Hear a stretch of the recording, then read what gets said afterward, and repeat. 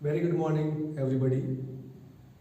आज मैं पुनः आपके सामने बिजनेस इकोनॉमिक्स का ही जो चैप्टर हम पिछले लेक्चर में बात कर रहे थे उपस्थित हुआ हूँ और उसमें हम बात कर रहे थे सम सीमांत उपयोगिता नियम, law of equi marginal utility जैसे हमने बताया था, और ये भी डिस्कस किया था कि सम सीमांत उपयोगिता नियम क्या है, इस नियम की क्या मान्यताएं हैं, और इसका हमने प्रतिपादन देखा था किसके द्वारा किया गया।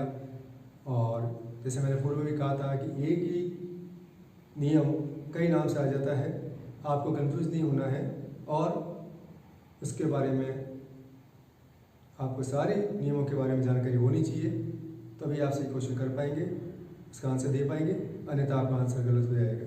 तो हमने बात की थी कि सम सीमांत उपयोगिता नियम क्या होता है और उसके बाद आज हम देखेंगे कि टेबल के माध्यम से किस प्रकार एक उपभोक्ता इसके माध्यम से अधिकतम संतुष्टि प्राप्त कर सकता है।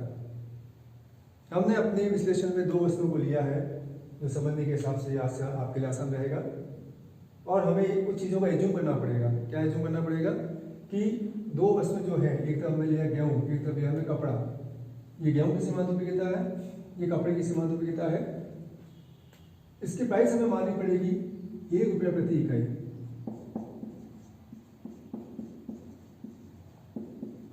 और इसकी भी हमें माननी पड़ेगी ₹1 प्रति इकाई।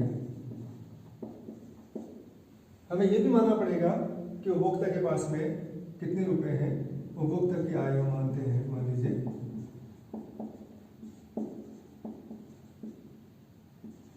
₹6।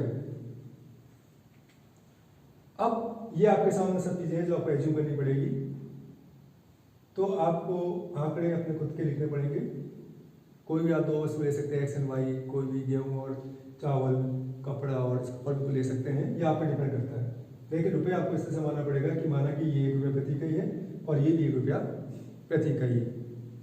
अब हमको इन ₹6 को इस प्रकार खर्च करना है कि जो वस्तु हमारे पास में इस पर हम खर्च कर रहे हैं उससे मिलने वाली उपयोगिता समान हो जाए और हमारे नियम लागू हो जाएगा। तो हम देखेंगे 1 बाय 1, पहला रुपया, दूसरा रुपया किस प्रकार खर्च करना है। और आप देख रहे हैं, अगर आपको टेबल नजर आ रही होगी कि पहला रुपया वहाँ खर्च करेगा जहाँ पर इसको ज़्यादा सीमांत उपयोगिता प्राप्त हो रही है। ये निश्चित सी बात है कि उपभोक्ता वहीं पर खर्च करता है जहाँ पर उसको ज़्यादा उपयोगिता प्राप्त होती है। तो पहला रुपया आप खर्च कर रहे हैं हम यहाँ पे। फिर आप देख रहे हैं दूसरा रुपया खर्च करना है। दूसरा रुपया किस पर खर्च करेगा? दूसरा रुपया भी वो सीमांत उपयोगिता चूंकि इसकी ज़्यादा है वो इस पर खर्च करेगा, तो दूसरा रुपया भी वो इस पर खर्च कर रहा है, क्योंकि 40 और 45 अगर हम देखें, 50 और 40 से देखा, फिर हमने देखा 45 से ज़्यादा है, तो दूसरा रुपया भी इस पर खर्च कर रहा है। अब तीसरा रुपया हम देखेंगे कहाँ ज़्यादा मिल रहा है इसको, तो तीसरा रुपया इसको वो कपड़े पर खर्च कर रहा है। चौथा रुपया वो निश्चित रूप से गेहूं पर खर्च करेगा। पांचवा रुपया फिर कपड़े पर खर्च करेगा, और छठा रुपया गेहूं पर खर्च करेगा।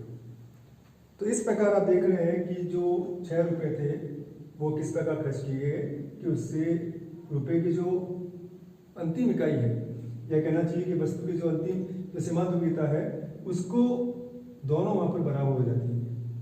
आप देख रहे हैं ये 25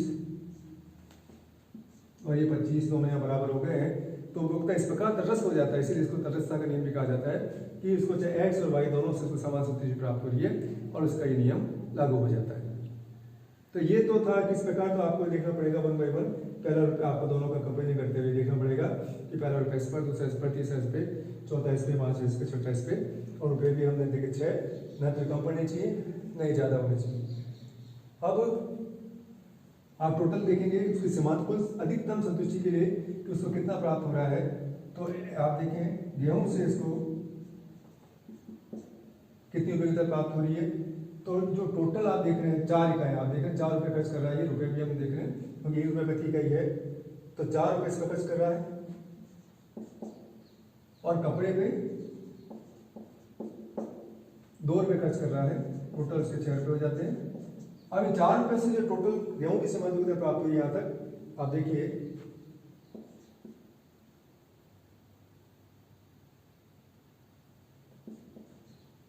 155,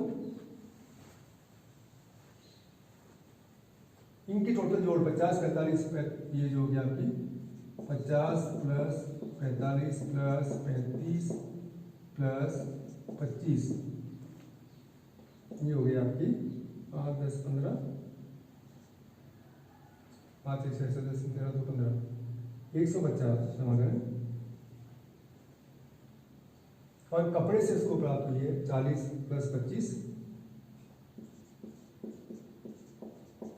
65। तो इस प्रकार आप देख रहे हैं कि कपड़े गेहूं से इसको टोटल यूटिलिटी अगर हम जोड़ते हैं 150 और इसमें 2 रुपये खर्च करने पर इसको मिल रहा है टोटल 65 और दोनों से इसको प्राप्त हो रही है 215। ये उसकी टोटल यूटिलिटी जो प्राप्त हुई है 2 रुपये खर्च करने से, ये उसको प्राप्त हुई है। यूटिल्स में उपयोगिता को हम यूटिल्स में बात करते हैं, उपयोगिता को मापने का क्या होता है, इतने यूटिल्स के बराबर उसको उपयोगिता प्राप्त हुई है। तो ये आप इसको देख सकते हैं कि टोटल इसका करें तो 215 के बराबर उसको यूटिल्स में उपयोगिता प्राप्त हुई है। तो ये अभी पूरा कंप्लीट नहीं है। आज के इस चैप्टर, आज जो टॉपिक है इसमें इतनी बात कर रहे हैं, क्योंकि उसके बाद हम टेस्ट करेंगे या कितना उसको अगर हम जरा सा भी रुपया खर्च करने के क्रम में परिवर्तन कर देते हैं तो उस पर क्या फर्क पड़ता है, तो उसकी संतुष्टि बढ़ती है घटती है, ये इसका एक टेस्ट होता है। तो कल हम अगले चैप्टर बात करेंगे कि किस प्रकार वो अधिकतम संतुष्टि को प्राप्त कर सकता है। धन्यवाद, आज के लिए इतना ही। Thank you very much.